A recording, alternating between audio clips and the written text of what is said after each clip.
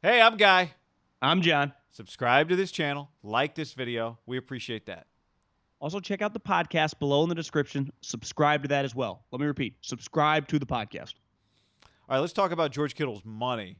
So the initial report from Grant Cohn was $95 million overall, with $47 million guaranteed. Mayoko then wrote, confirming with Jack Becta, Kittle's agent, the next day. So that was Wednesday, then Thursday. $75 million, $30 guaranteed at signing, $40 million in total guarantees. You said on the podcast earlier, I think an $18 million signing bonus $18 million either signing today bonus. or whenever. You said on the podcast earlier, if you had told us it was the initial number, Grant's number, $49 million guaranteed a month ago, we would have said, wow, major win for George. You and I guessed. We've done several podcasts and videos about Kittle. Well, how much did he get paid? $29 million, $34 million, $36 million. We were in that range. We thought he was shooting for 50 range, right? We both agreed. I think I said the time we guessed the first time, I said 34, you said 29. But one thing we agreed on was $38 million felt like it was would be kind of a win-win. Be like a sweet spot. So now we're here at $40 million guaranteed. Does that feel like a win-win to you? Well, let's start with the initial numbers that came out from Grant Cohn. We were playing golf on a Wednesday, and I alerted you. I said, bro, $47.5 million guaranteed. And our initial reaction was like, that is a big win for Kittle, right? It's not quite 50, but holy shit, he's almost, 2.5x what Austin Hooper was. And we've said from the jump, don't ever mention Austin Hooper's name, but that is the barometer or kind of the base of the tight end market, like it or not. When we got the actual real numbers that were lower than that, because remember that number was also 94 and it was like 18, a year. It was the average per years were high. We always push back, and I know I do, average per year. Because at the end of the day, if he gets $40 million guaranteed, if he's making 15 a year, that's not even 3 years of fully guaranteed money. Now, it's high enough to kind of hold you to that third year. So he's under contract this year, and then I'd say for 3 more for the 49ers. But even that, I guess it would be the equivalent of the fourth year from today. You probably could get out of it, right? We'll see how it all breaks down. But it's the guaranteed money to me is huge. And he basically didn't quite double it. If Austin's 22, he got 40. My overall take, Guy, is I understand why Kittle has to sign this deal. Weird financial times. The cap's going to go down a little bit. He's a later round pick, so he hasn't made huge money. And unlike Dak Prescott, where I think George, I'd imagine, has done pretty well financially off the field, right? He's this unique character. He's a unique kind of face of the league. But Dak is like chunky soup. He's a Dallas Cowboys. Like, he's probably quadrupled, maybe 10x George off the field, just the nature of his position. I think this is just such a win for the Niners in the sense of, in what world in today's sports, and let's even factor in other 3 major sports, or 2 basketball and baseball, where you can get the best player on your team.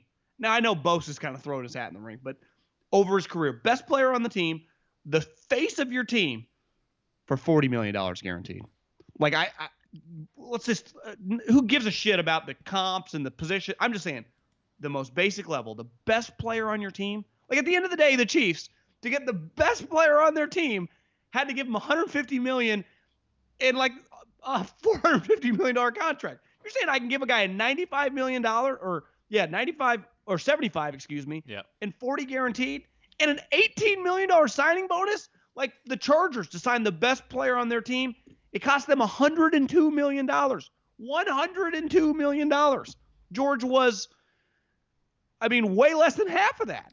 That's crazy. Yeah, and I do think, because of who he is and what he is to the organization, he might be a guy that, let's say in 3 years, he has a major injury, but he can still play. He's just not the same guy because he's coming off of whatever.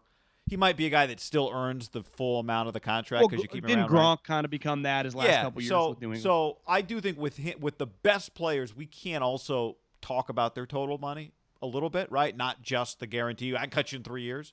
Okay, $75 million. No, I know. This is what I'm getting at. So he got Jarvis Landry money if he gets the full amount of the money.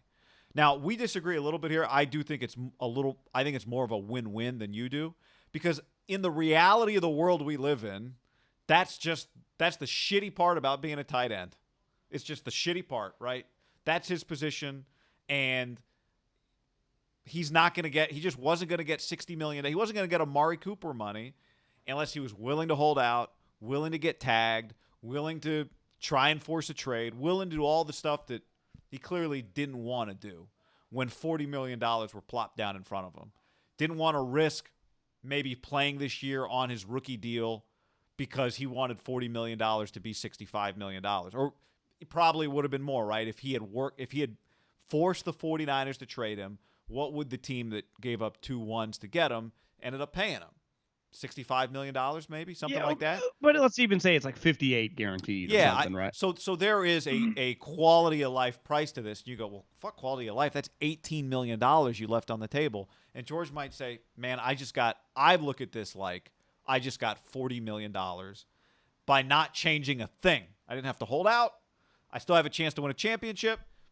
Look, me being a 49er is worth a whole lot more money to me than me getting traded to the Jags.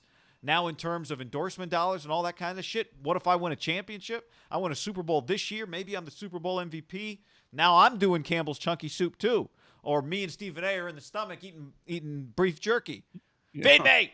Whatever that. So, because I'm with you. Like, the Niners won more because they just got their best player for $20 million less guaranteed than the Cowboys pay Amari Cooper. But I do think it's a win-win just because by the constraints of the position he played, the system fucked him. But for $40 million instead of $60 million. Which is a lot of money, though, Guy. Right?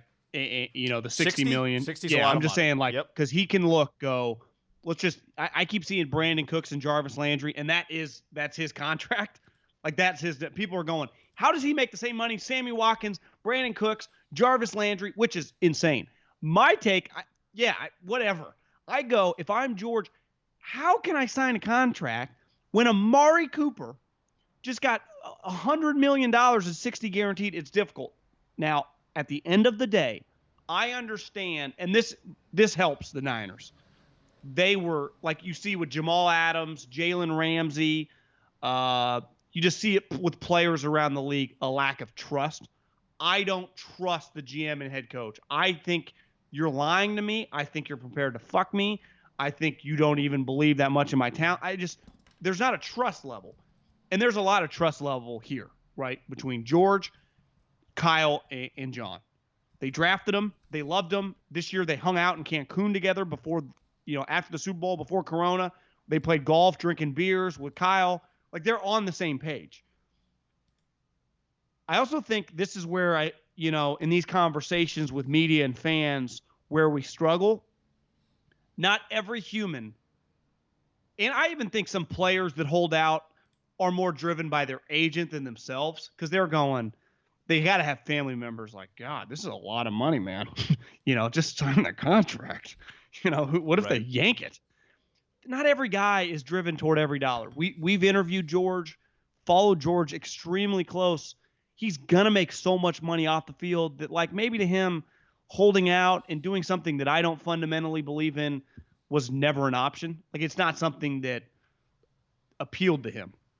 Part of Aaron Donald and Khalil Mack, like, they were kind of in it to win it for whatever reason. Like, look at Jalen Ramsey. We saw in Hard Knocks when they're going back and forth about the contract, and Jalen freaks, and then they got to bring him back to do the interview. One thing I do respect about Jalen Ramsey is, and he kind of got to it eventually, like, they knew the deal. They knew the deal when they traded for me. Yeah. I wasn't going to hold out. Like, I'm okay playing it out. And this is where I think, like, they're on the Rams and Jalen Ramsey are on the same page. Yeah, right? A page that'll pay him probably more than George Kittle when his contract gets made. Well, right? way more. But I'm just saying there is a huge help in these situations when there is just communication, right? Because for the Cowboys and Amari, they didn't franchise Amari, but they ultimately signed him. Like, I think Amari wanted to be there. There's just, you and I do business together. podcast, YouTube, like communication helps. If you don't trust whoever you're working for, because we can debate won or lost, to sign a deal where you sign and I sign, we both got to agree to the fucking deal. So when I can say, yeah, I think he got kind of screwed, even though I understand like why he got screwed, and I bet his agent would be like, yeah, we were just fighting an uphill battle. They agreed to the deal, just like the Niners agreed to the deal. So yeah, you say anytime people sign each side of the deal, it's a win-win. Yeah, because the team was willing to pay it. I think the Jalen Ramsey Hard Knocks situation was a great example because Jalen is probably saying what George is thinking, which is Jalen said it, right? I'm not worried about it. I'm just worried about what I can control. I'm just going to show up and play. They're going to figure that out. George is going, guys, why do I care what Amari Cooper's making? I don't know Amari. Amari didn't take that money from me. It's just that's other people's money that Amari got. I don't give a shit about Amari's money.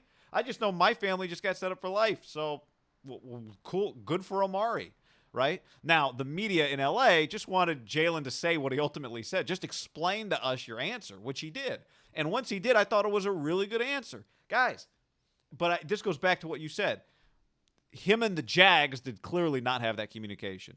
The Jets and Jamal Adams did not have that level of understanding, agreement, whatever. Clearly, Jamal Adams and the Seahawks have that level of understanding and agreement. Ideally, you don't have to break up in order to find where you need to be. And the Niners and George Kittle neither wanted them to break up. The 49ers had all of the leverage unless George Kittle decided not to show up. And George Kittle goes, it's not worth the battle to me.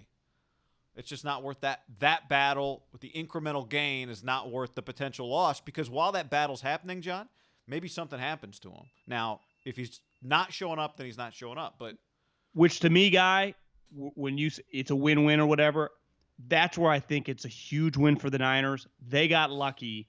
Now, you could argue there's a reason they drafted him and they like him because they know he's a high character guy. They've surrounded their team with a lot of high character guys. So is it luck? Like, does Belichick get lucky that he can get Edelman and McCourty and Gronk and Brady? Well, no, he likes those type guys. But I'd say you just look recently, Jamal, Jalen, like the elite players, Khalil, Aaron Donald, and George is in this fucking conversation. They have all made us think, either by holding out, one forced to trade. I'd say Aaron Donald didn't necessarily cause a stink, but for 2 straight training camps, he didn't show up. Jamal and Jalen are probably on the crazier end of like showing up. Jalen actually left, remember? He's like, I got a back injury. I'm out. It got weird. But George did not do any of that. That's where I say, the fucking 49ers should thank their lucky stars that this guy, he couldn't have made it any easier. And you could push. My argument always is, what do all those guys have in common? They're all really high picks. So like they're already rich. Like Clowney doesn't have a job. Google how much Clowney's made in his career. I'll tell you, $50 million. Jamal was the highest of the group, 6th. Jalen was 5. Khalil was 5. Aaron Donald was like 13, but he became such a star. He started marketing himself. I see him on commercials. These guys had huge cash, and they still caused a stink. George is like 5th round pick. He finally hit all these incentives. He was going to make $2 million this year, guy. $2 million. I think they would argue the reason they caused the stink is because they had all of the cash. I'm here to get my raise, and it's always relative to what you made. Maybe so, but man, I think it's definitely so. I think the big, you got more leverage. You're like, whatever, I'll take a year off. Yeah, I just think it's easier to convince somebody that hasn't been the biggest star to fly commercial when you book them for your event. Well, if you've always been flying private, then you're not going to go back to flying first class. Doesn't mean shit to you. If you've been flying coach, then first class is a major upgrade. Well, don't you think, like, I think Clowney's crazy. He might go, like, why would I play for $7 million when I've got 50 in the bank? I think it's so logical. Like, I don't think we say, and you're right, George is high character, but that doesn't mean that guys that hold out are not high character, right? Like Jamal Adams, I think everybody thought was high character. Then he starts holding out, and people are like, he's a problem. It's like, who's not a problem to? The Seahawks. They don't think he's a problem. Khalil Mack, I think we all viewed team leader, high character, held out. It's like, fuck it. And he found, and it worked for him. Well, could I push back? Then maybe Jalen and Jamal get dinged when really they were just standing up on principle. Like, look at Jalen. Jalen's a little nuts, but he gets along with Sean McVay fine. I think so much of the mindset, and you nailed it, And this is, again, yes, I agree with you. It's the advantage the Niners had, but it's also why it's a win for George. George was financially, relatively speaking, in the NFL, flying coach. And the guys that he would get compared to also fly coach. Austin Hooper, maybe he's got extra leg room, but he's not flying private. I'd say he's business class now. Okay, he's business class. So I do think what you've been making, what you've had, is such a big part of, NBA players, they stay in the nicest hotels in the world. So nice hotels at Disney, not so nice. For the rest of us, if you don't stay at the nicest hotels in the world, now you go to Disney. Everything is relative. Here in the Bay Area, we pay rents that other people go, what the fuck is wrong with you? But we're just like, well, you're just kind of used to it. You're numb to it. This is the way it works now. So I think that's a big part of it. I think you're right. If George was the 9th overall pick, zero chance in hell he signs this contract. Yeah. But he wasn't. He wasn't. It's going to be easier for Noah Fant or TJ Hawkinson, if they ever get as good as him, to create a harder line. It's harder for George when you don't have as much money in the bank, unless you're willing to go Khalil Mack, which is hard to do, which I understand. I personally wouldn't want to do that, but I'm also like, there are principles to this, right? But I think you would get some like legitimate, pragmatic conversations with your agent. Go, listen, George, every contract is based on positional groups. I'll give you a great example. I'm talking Jack Becta to George. You and I have talked about this before. What's his name attempted to do this a while ago, Jimmy Graham, in the peak of his powers, who was scoring more touchdowns than you, that was like who was literally a wide receiver, and he got screwed. So you got to be careful, because the leverage they have over your position, which is crazy, right? And you and I have talked about it. A guy like George operates like a tackle, highest paid player in the league, then can also operate like a wide receiver, like the 3rd highest paid player in the league, non-quarterback. And you get treated like the lowest paid, highest paid player in the league, which tight ends are. Guards make more than him. Centers. But it's not necessarily changing anytime soon. Also keep in mind, Jalen Ramsey did that going into he was in his 4th year in Jacksonville. Khalil played 4 years with the Raiders before he got traded going into his 5th year, right? This is after year 3. George Kittle. But guy, their contract, they had another 5th-year option, so the team had him under contract. That's what I'm saying. Like the guys that we're talking about that got picked really high also had different contract structures, not just the money, but they had different contract structures, right? It's different. Joey Bosa just got paid after 4 years. It's different. So, but I think the once you're not a first-round pick, the year 3 is the equivalent for year 4 for the other guys. For sure. But I'm just saying, like, those other guys that we're talking about that are making a lot of money, they're also in a different spot in terms of where their negotiation is. You told George Kittle when he got drafted, after your 3rd year, you're going to sign a contract extension that guarantees you $40 million. You go, yeah, you're going to make $15 a year. Wait, after my 3rd year, that's going to happen? Yeah. Well, now, if I would have told you on draft night, if I would have told you his rookie season, you wouldn't have believed me, right? So you're right. But it gets to, but like you say, once you then become that guy, and George goes, I got 2 years of flying private with my play. He's like, I did that. I made that happen. So what I would have taken 3 years ago is different than what I would have taken now, right? It's what makes these situations complicated. Because when I say, do you think Khalil Mack will be the highest paid player in 4 years? Well, on draft night, you go, well, you took him 5th. I hope so. I hope he becomes that. Right? Or Aaron Donald or Jalen Ramsey or Jamal Adams. We expect that guy to have the opportunity. You don't with guys. If you would have told Michael Thomas, now I think his Twitter handles can't guard Mike, so I think he thought he was way better. Wide receiver's probably a bad example, Ohio but you State, told most 5th, 6th, 7th round picks, which happen. That's the great part about the NFL, right? That you see guys that in the 5th, 6th, 7th round become like highly paid franchise players. It's a great part of the sport that George Kittle's can happen. Though that it becomes complicated when it happens based on their position, based on, I think sometimes, like it or not, your draft position kind of hangs over you. Yes. It's like at the that racing movie with Matt Damon and Christian Ferrari, Bale. Yeah, Ford versus Ferrari. Where at the end, Christian Bale wins. Remember, Ford wants to line up the 3 cars so they can finish Ford. But it's bullshit because Christian Bale is way out in front of number 2 and number 3. But he does it. He's a good guy. And they line up. He's number 1, then number 2, then number 3. But because the other guy started from further back, even though we didn't finish first, that guy wins. Yeah, it was bullshit. It was bullshit. But your starting Well, position does matter. If Dak Prescott had been the 5th pick in the draft, would his contract be A done? podcast listener, Ryan Radke, asked me this 2 weeks ago. I don't even know if we ever got to it on the podcast. I think we did, and the answer is yes. Did we get to it? Okay. Well, we got to it, and the answer is yes. If he'd been the number 1 overall pick or something, and if Jared Goff had been a 3rd rounder, would he have gotten paid what he got paid by the Rams? Probably not. But he would have got paid. But He would have got. I mean, he is a quarterback coming off a Super Bowl. Dak hasn't been to a Super Bowl. He would have got some money, but probably not $110 million or whatever. Let us Even though know- you watch Jared Goff in Hard Knocks, you're like, God, he's not bad. I thought that I watched him on Hard Knocks. Like, God, I love this guy. Me too. I'm a fan.